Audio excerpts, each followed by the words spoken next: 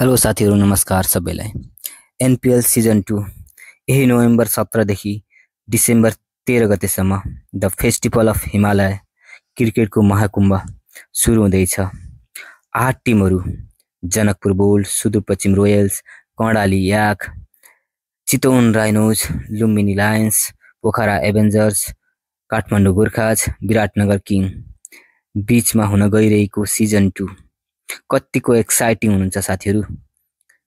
कसले जित्ला त योचोटिको NPL season 2। ट्यु मैदान योचोटि दुलै झैँ सिँगारिएको छ। उज्यालो र दर्शकहरूलाई बस्ने व्यवस्थित सिटहरू पनि राखिएको छ। यो क्रिकेटको महाकुम्भ योचोटिको विजेता को होला त? पहिलो खेल 17 नोभेम्बर उपविजेता जनकपुर बुल्स बचेस काठमाडौँ गोर्खाज बीचमा हुनेछ। शामको 4 बजे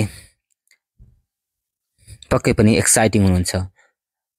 तपाईँ कहाँबाट कुन टिमलाई सपोर्ट गर्दै हुनुहुन्छ कृपया कमेन्ट गर्नुहोला। हामी यो खेलको अपडेट गराइरहनेछौँ। थुप्रै विदेशी खेलाडीहरू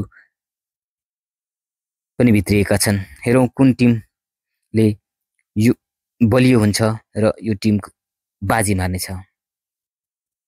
Siddhartha Bank Premier NPL season 2।